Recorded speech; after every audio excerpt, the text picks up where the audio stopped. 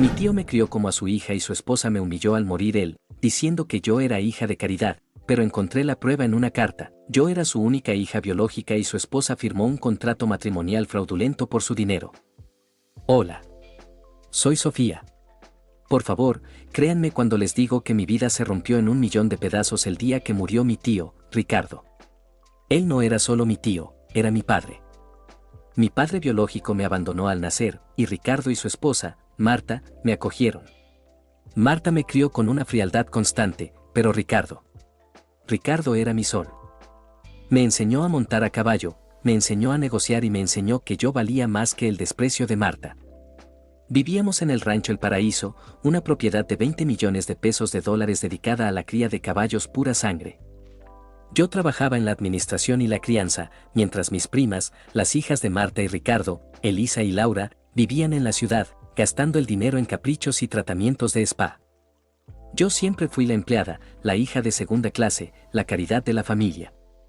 La semana pasada, Ricardo murió de un infarto masivo. Fue un golpe devastador. Pero si la muerte de mi padre fue el impacto, el funeral fue la declaración de guerra. Marta, mi tía / madrastra, nunca se quitó las gafas de sol. Ni siquiera para la misa. Me dio órdenes sobre la comida, los arreglos florales y la lista de invitados como si yo fuera una simple empleada de catering. Mis primas, Elisa y Laura, me miraban con una mezcla de lástima y diversión. El verdadero drama comenzó 48 horas después del entierro, en el estudio de mi padre. El abogado de la familia, el señor Romero, estaba allí, con cara de funeral. Estábamos sentados Marta, las dos primas, y yo. El señor Romero comenzó con la formalidad, la voz monótona leyendo los detalles de la propiedad, la empresa, las cuentas. Yo estaba sentada, esperando, con el corazón en un puño. Mi padre me había prometido que mi parte de la empresa, la parte que yo ayudé a construir con mi trabajo diario, sería mía. Ahora, las disposiciones finales, leyó el abogado. Al fallecimiento de Ricardo, la propiedad de las acciones de Hacienda El Paraíso pasa a ser administrada por su esposa, Marta, apellido. El rancho y las cuentas de inversión se dividen en partes iguales entre su esposa, Marta, y sus dos hijas, Elisa y Laura. Hizo una pausa larga y incómoda. Yo lo miré, esperando mi nombre. Y con respecto a usted, señorita Sofía, continuó el abogado, evitando mi mirada, el testamento final no le deja ninguna disposición financiera o de propiedad. Su nombre solo aparece para reiterar que agradezco a mi sobrina Sofía por su dedicación a los caballos, y una mención a que se le entregue su último cheque de nómina pendiente. Mi mundo se detuvo. Cero. Nada. Ni un centavo, ni una acción, ni siquiera la casa de huéspedes donde vivía.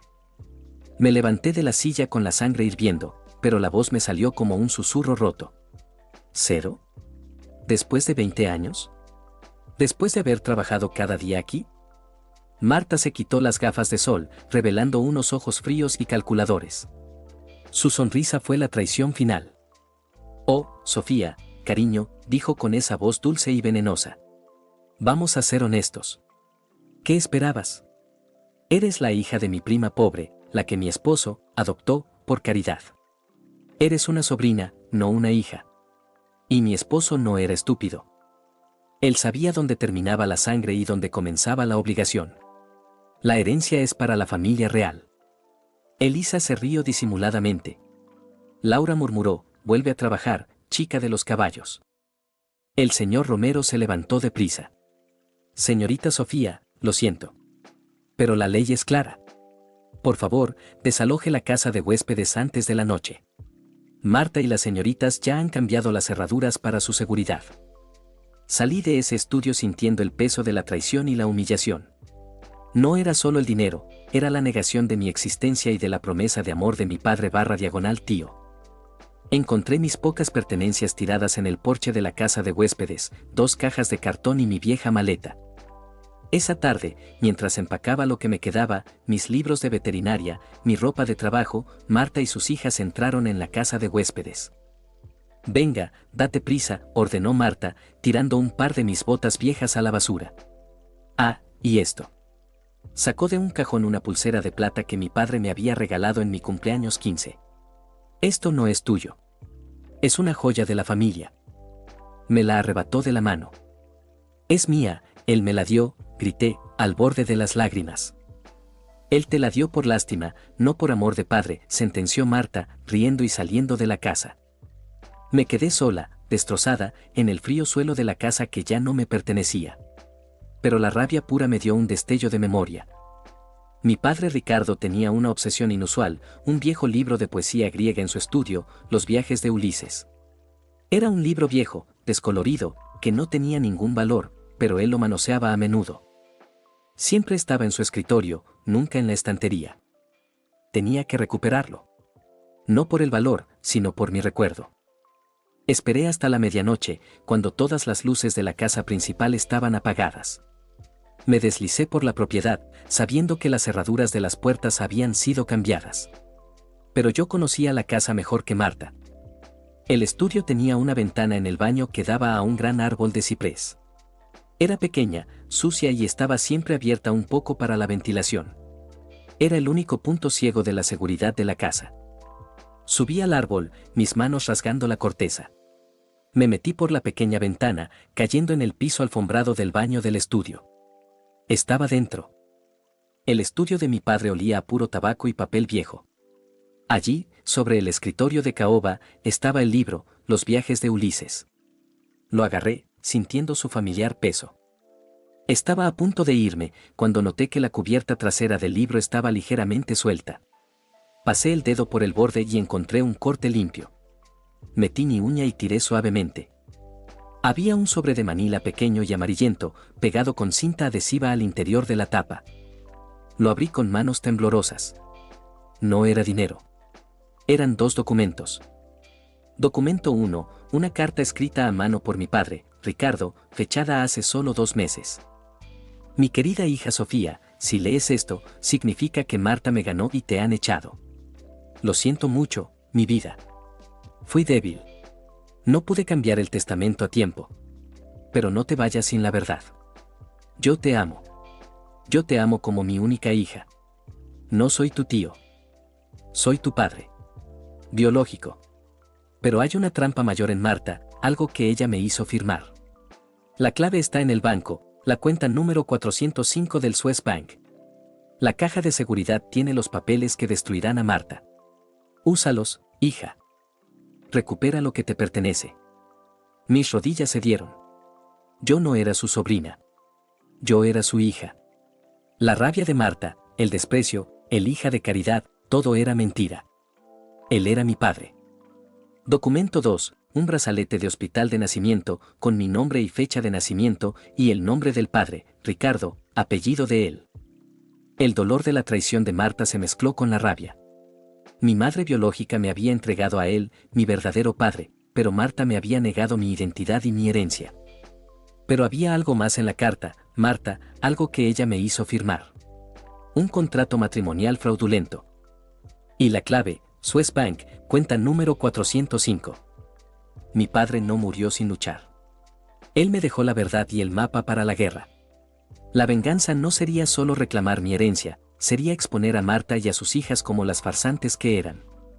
Salí de la casa por donde vine, apretando la carta y el brazalete contra mi pecho. Ya no era la sobrina despedida. Era la heredera legítima, y mi madrastra estaba a punto de descubrir que no se había deshecho de mí, sino que había desatado al infierno. Salí del estudio de mi padre, cubierta de savia y tierra, pero sintiéndome más viva que nunca. Ya no era la sobrina despedida y humillada. Era Sofía, la hija legítima y la heredera en guerra. Mi padre, Ricardo, no me había abandonado, me había dejado el mapa para la venganza final. La rabia se había convertido en un foco láser. Mi primer obstáculo fue el dinero. Marta y las primas me habían dejado en cero. Necesitaba viajar. Por suerte, mi vieja camioneta, que estaba a mi nombre, era mi último activo. Vendí mi reloj y mi cámara de fotos, mis únicos objetos de valor que no estaban en las cajas tiradas, y compré un billete de avión a Zúrich, Suiza, con escala. El viaje fue una agonía de 30 horas, donde mi mente repasaba las palabras de la carta, Marta, algo que ella me hizo firmar. Un contrato matrimonial fraudulento. Llegué a Zúrich, una ciudad de cristal y dinero, el polo opuesto al rancho El Paraíso.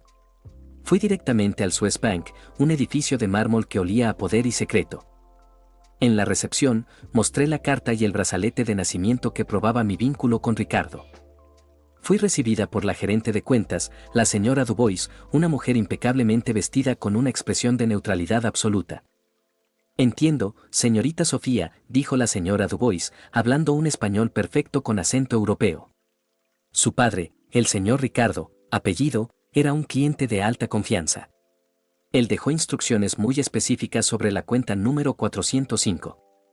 Ella me explicó que la cuenta número 405 era una caja de seguridad de máxima confidencialidad que solo podía abrirse con una clave biométrica y dos requisitos documentales: la presentación de la carta escrita y la prueba de vínculo sanguíneo del heredero. Mi padre había planeado esto meticulosamente. Mi huella digital y la lectura de mis documentos confirmaron la apertura. La señora Dubois sacó la caja número 405. Dentro, había una carpeta roja voluminosa. La carpeta contenía dos documentos que redefinirían la historia de mi familia y el destino de los 20 millones de pesos del rancho. 1. El testamento real y definitivo. No era un testamento hológrafo como el de la historia anterior. Este era un fideicomiso irrevocable creado bajo las leyes suizas y mexicanas, donde mi padre transfería toda la propiedad del rancho El Paraíso, las acciones y los activos líquidos a un fideicomiso, nombrándome a mí, Sofía, su hija, como única beneficiaria y sucesora del negocio. El fideicomiso se activaría al presentar mi prueba de paternidad. Mi padre había usado la ley suiza, mucho más rigurosa y discreta, para proteger la herencia de cualquier intento de fraude por parte de Marta. 2. El contrato prematrimonial de Marta, la bomba de tiempo. El segundo documento era un contrato matrimonial, firmado 3 días antes de la boda de Marta y Ricardo. No era un acuerdo prenupcial normal. Era un contrato de casa fortunas. La cláusula principal era devastadora. Marta, apellido de soltera, acepta que, en caso de que Ricardo, apellido, descubra evidencia concluyente de que Marta ha manipulado la línea sucesoria, ha falsificado documentos de identidad, o ha cometido fraude financiero contra el señor Ricardo o su descendencia biológica, el matrimonio será declarado nulo de pleno derecho, y Marta perderá cualquier derecho de usufructo o herencia, debiendo devolver todos los bienes y beneficios recibidos durante la unión. Mi padre había sido más inteligente que el miedo. Él no confió en Marta. La había obligado a firmar un contrato que la convertía en una propietaria condicional, sujeta a su buena conducta y honestidad. Marta no podía saber que mi padre ya sospechaba de ella, o no lo habría firmado. Pero lo más explosivo fue la prueba del fraude que acompañaba el contrato. Era una copia notariada de los archivos de inmigración de Marta. Marta no era ciudadana nacida donde ella decía ser. Ella había falsificado su documentación de identidad y su fecha de nacimiento para parecer más joven y para ocultar que, años atrás, había sido condenada por fraude de seguros en otro país. Si esa prueba salía a la luz, su matrimonio no solo sería nulo por el contrato, sino que enfrentaría cargos criminales graves. Mi padre sabía que ella intentaría desheredarme, y que ella no era quien decía ser. La había atrapado en su propia trampa. Salí del Swiss Bank con la carpeta roja bajo el brazo, sintiendo el peso de la justicia. Había invertido todo mi dinero en el viaje, ahora tenía que volver a México y ejecutar la bomba legal antes de que Marta liquidara el rancho. La urgencia en México. De regreso en México, mi peor pesadilla se estaba cumpliendo. Mientras yo estaba en el aire, Marta había solicitado una orden de venta de urgencia del rancho El Paraíso, alegando que la propiedad estaba generando gastos irrecuperables y necesitaba liquidez. Además, había vendido la totalidad de las acciones de la empresa a un inversionista extranjero, alegando que yo era la única que sabía administrarla y sin mí, el negocio moría. Estaba vendiendo mi vida entera. Fui directamente al bufete del señor Romero, el abogado que leyó el testamento falso. Entré a su oficina sin pedir cita. Señor Romero, tengo que hablar con usted urgentemente, dije, arrojando la carpeta roja sobre su escritorio. El señor Romero, un hombre ético aunque formalista, se puso pálido al ver el logo del Swiss Bank. Me senté y le conté la verdad, mi paternidad, el fideicomiso irrevocable y el contrato de casa fortunas. Esto es monumental, Sofía, dijo, con la voz temblorosa después de leer el contrato de Marta. Este contrato es legal. Y la prueba de que Marta, apellido de soltera, falsificó su identidad y ocultó una condena previa, anula su matrimonio y revoca cualquier derecho de sucesión. No solo pierde el rancho, pierde todo el dinero que recibió de Ricardo durante los últimos 20 años. Es un fraude masivo. Ella va a liquidar el rancho en 48 horas, le dije.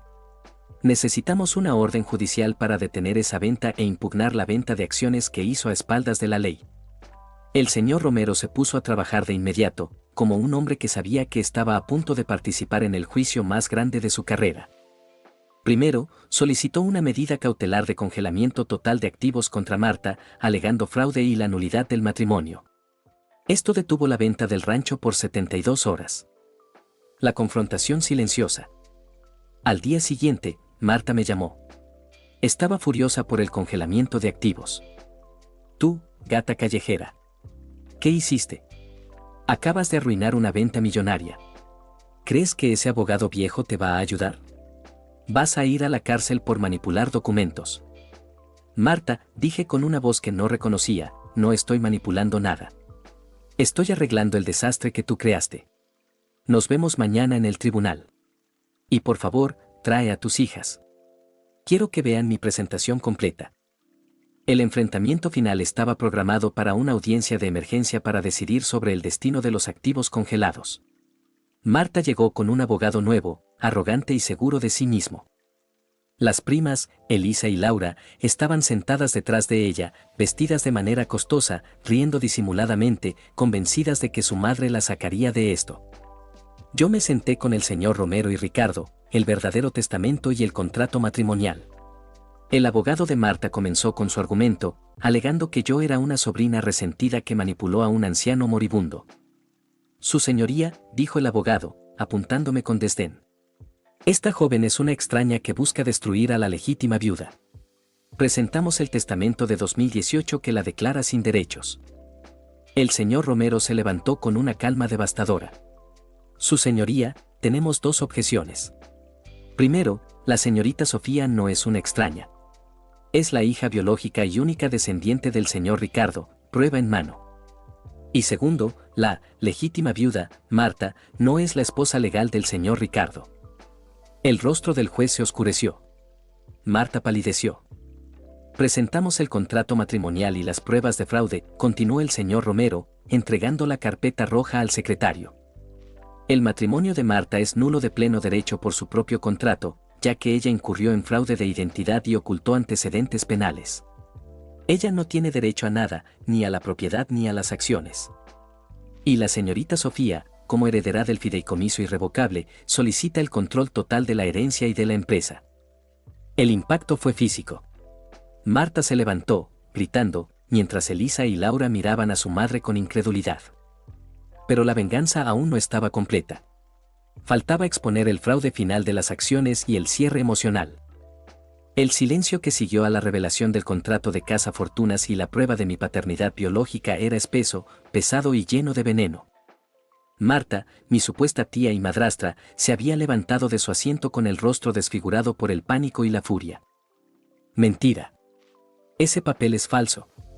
Yo soy su esposa. Esa mujer está inventando todo para robarme lo que es mío, gritó Marta, su voz aguda y estridente resonando en la sala.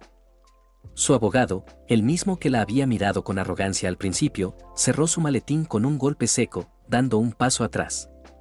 Su señoría, solicito retirarme de la representación. Hay un conflicto ético insalvable y presunción de fraude. El juez, que había estado leyendo los documentos suizos con una seriedad absoluta, golpeó el mazo con fuerza. Silencio en la sala. El tribunal ha revisado la documentación presentada por la parte demandante, la señorita Sofía, apellido. El brazalete de nacimiento, junto con la carta manuscrita del señor Ricardo y los documentos bancarios de fideicomiso, establecen de manera fehaciente la paternidad. La señorita Sofía es la hija biológica del difunto. Punto final. El juez dejó que la sentencia se asimilara. Mis primas, Elisa y Laura, sentadas detrás de Marta, dejaron de reír. Estaban pálidas. En cuanto a la nulidad matrimonial, el contrato de Casa Fortunas, así como las pruebas de fraude de identidad presentadas, continuó el juez, con una voz helada que sentenciaba el futuro de Marta. El tribunal declara nulo el matrimonio entre Marta y el difunto Ricardo, por haber incurrido en fraude de identidad y ocultamiento de antecedentes penales, incumpliendo así la cláusula resolutoria del acuerdo prenupcial. Con esta nulidad, la señora Marta pierde todo derecho a la herencia y a cualquier bien adquirido durante la unión, los cuales deben ser devueltos al patrimonio. Marta se desplomó en su silla, sin poder creer que la trampa que había creado para sí misma se había activado. Pero yo no había terminado. El rancho y la mayoría de las cuentas se habían salvado con la medida cautelar, pero mi padre había mencionado el fraude. Me puse de pie, sintiendo la fuerza que mi padre me había transmitido desde el más allá. Su señoría, hay un elemento de fraude más grave que debe ser atendido. Marta no solo intentó heredar, intentó liquidar la herencia de mi padre antes de que se leyera el testamento. Vendió la totalidad de las acciones de la empresa de caballos, Hacienda El Paraíso, a un tercero por un precio ridículamente bajo, alegando que ella era la administradora legalmente autorizada. Esto es un fraude en la venta de activos y un desvío ilegal de fondos. El señor Romero presentó el último documento, la orden de venta de acciones firmada por Marta el día después del funeral. El juez, ahora furioso, miró a Marta. Señora, el matrimonio nulo significa que usted nunca fue la dueña de esas acciones. ¿Con qué derecho las vendió? Marta balbuceó, necesitaba liquidez. Él me lo había prometido. Mentira, grité, señalando a las primas. Ella hizo esto para liquidar los activos líquidos y fugarse, dejando a mis primas con una propiedad embargada. Ella no ama a nadie. Solo ama el dinero. El juez tomó la decisión más dura, dada la gravedad del fraude de identidad, la bigamia encubierta y el intento comprobado de desvío de activos. El tribunal ordena la detención inmediata de Marta, apellido, para enfrentar cargos criminales por fraude corporativo y fraude de identidad. También se anula la venta de acciones. 2 alguaciles se acercaron a Marta. Ella luchó, gritando, Elisa. Laura. Díganles que soy su madre. Ayúdenme. El destino de las falsas hijas. Y aquí vino la parte más satisfactoria del drama. Las primas, Elisa y Laura, no se movieron. Elisa, la que siempre fue más frívola, miró a su madre en la silla de ruedas con un horror genuino. ¿Tú vendiste la empresa? ¿Y nos ibas a dejar con deudas? Laura, la más cínica, se levantó lentamente. Mamá, ¿es cierto que falsificaste tu identidad? ¿Y qué tienes antecedentes? Toda nuestra vida ha sido una mentira. La traición de Marta era tan profunda que sus propias hijas, las que ella había protegido como la familia real, se dieron cuenta de que también eran víctimas de sus mentiras. Los alguaciles se llevaron a Marta, gritando el nombre de mi padre y maldiciéndome. La vi por última vez, siendo escoltada fuera del tribunal, y sentí un vacío helado. No era victoria, era justicia fría. La reclamación del paraíso. El señor Romero y yo pasamos las semanas siguientes limpiando el desastre legal. El fideicomiso irrevocable fue ejecutado. Yo, Sofía, la hija biológica y única heredera, tomé posesión de la Hacienda El Paraíso y de la empresa de caballos. Elisa y Laura, desheredadas por la nulidad del matrimonio y la exposición de las mentiras de su madre, se quedaron sin nada. No las eché a la calle. Les permití llevarse sus pertenencias personales y les di una pequeña suma de dinero, una ayuda ética, no legal, para que pudieran empezar de nuevo. Ustedes no son como su madre, les dije. Pero necesitan aprender a ganarse su propio nombre. El rancho es mío. Ellas me miraron con una mezcla de odio, vergüenza y respeto. Por primera vez, entendieron que yo no era la sobrina de Caridad, era la verdadera dueña. Mi primera acción como dueña fue ir al cementerio. Puse la pulsera de plata que Marta me había robado sobre la tumba de mi padre y coloqué el libro Los viajes de Ulises junto a ella. Lo siento por no haberlo sabido antes, papá, susurré, llorando, pero no de tristeza, sino de liberación. Pero seguí tus instrucciones. Gané. Recogí la verdad. Y nadie volverá a faltarle el respeto a tu memoria. Yo administraré el paraíso como tú querías, con honestidad y amor. Hoy, el rancho El Paraíso florece. Yo, Sofía, la administradora, la criadora y la verdadera heredera, me hice cargo del negocio. Marta recibió una sentencia de 4 años de prisión por fraude corporativo, fraude de identidad y desvío de activos. Nadie la visitó, ni siquiera sus hijas, quienes se mudaron a otra ciudad, tratando de empezar de cero sin el dinero de mi padre. Mi historia se hizo viral en las noticias de negocios y luego en TikTok bajo el hashtag almohadilla la hija secreta del rancho. La gente ama la justicia, y yo les di una dosis triple, la hija que recuperó su identidad, la que desenmascaró a una cazafortunas profesional y la que se quedó con la mansión de 20 millones de pesos de dólares. La lección es clara, el amor de un padre siempre encuentra una manera, incluso desde la tumba, de proteger a su hijo. Y una víbora, por muy bien vestida que esté, siempre morderá su propia cola. Gracias a todos por escuchar esta historia. Agradecería si se suscriben y dan like, me ayudaría a poder monetizar mi contenido, el cual es mi sueño, y no se olviden de comentar que ayuda a que YouTube me recomiende.